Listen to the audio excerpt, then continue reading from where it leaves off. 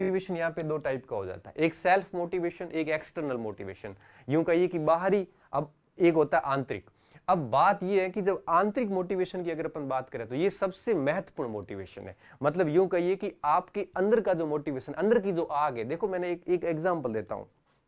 आप एक चीज नोट करना, जब भी कोई रिजल्ट आता है, चाहे आरएस का हो, चाहे फर्स्ट ग्रेड का हो, चाहे थर्ड ग्रेड का हो, नेट का हो, कोई भी रिजल्ट आता है, और जब रिजल्ट आता है और आसपास के कई लोग चयनित होते हैं, तो उस समय हमारे अंदर की एक आग होती है। हमें अंदर से लगता है कि यार हमें भी ये करना चाहिए, मैं भी ये तैयारी करूंगा, मैं भी इस पोस्ट को हासिल करूंगा। मतलब अंदर से एक खतरनाक तरीके की आग निकलती है जब आसपास कोई रिजल्ट आता है या फिर कोई नई भर्ती आती है। तो जब नई भर्ती आती है, रिजल्ट आता है, और जब उस समय जो एक आग निकलती है ना अंदर, उसे सेल्फ मोटिवेशन कहते हैं। और वो आग जिंदा नहीं रहेगी तो निश्चित रूप से आप पढ़ नहीं पाओगे। तो आप सोचिए कि आज आपकी स्थिति और इस रीट या पटवार या आरएएस की भर्ती आने से पहले की आपकी स्थिति, सोचिए, रात दिन का फर्क है। तो कहने का मतलब क्या होता है कि सेल्फ मोटिवेशन जो है ये बहुत ज्यादा जरूरी होता है। और कई बार हम क्या करते हैं कि जब हम रास्ते से भटक जाते हैं, हमारा सेल्फ मोटिवेशन डाउन हो जाता है, तब हम किसी बाहरी मोटिवेशन को ढूंढते हैं। जैसे आपने मुझे सुन लिया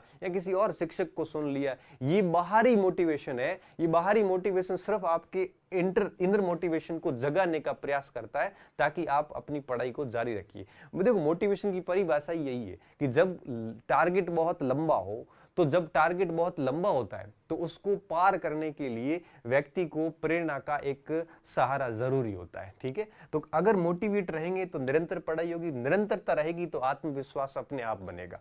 अब बात यह आती है कि मोटिवेट कैसे रहें। मोटिवेट रहने के लिए हमारे पास देखिए बहुत सारे तरीके हैं मोटिवेट रहने के लिए। आप किसी को सुन के सिर्फ 2 घंटे के लिए मोटिवेट हो सकते हो, आप किसी को भी फॉलो करके थोड़ी देर के लिए मोटिवेट हो सकते हो। तो मोटिवेशन को सतत रूप से बनाए रखने के लिए, देखिए मोटिवेशन सतत रूप से बहुत जरूरी है।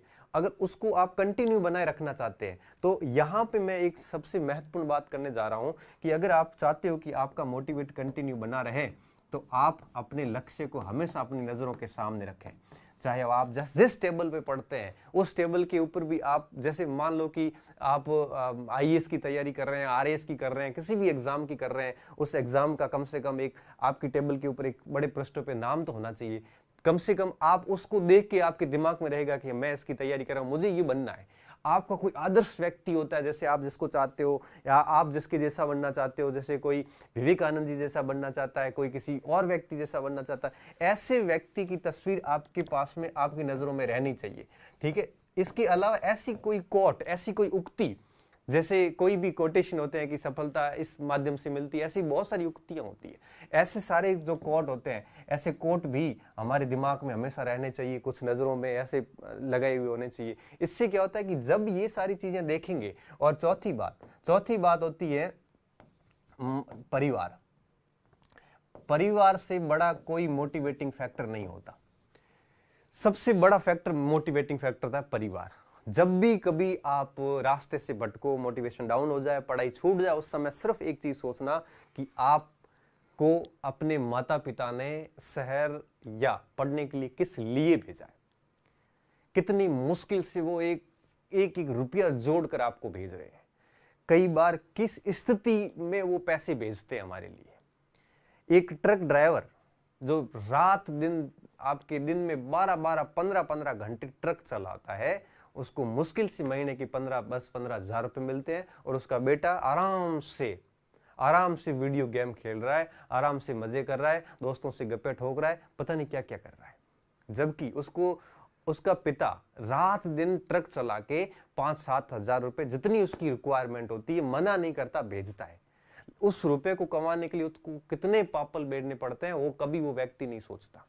एक पिता जो खेती करके, कितनी मुश्किल से कृषि होती है आप समझ नहीं सकते। सूड करना, उसके बाद में फसल बोना, उसके बाद में बरसात का इंतजार करना, टाइम पे नहीं हुई तो फसलें खराब हो जाती है, उसके बाद में उसको काटना, सही करना, बड़ी मुश्किल से भाव नहीं मिलते, और वहां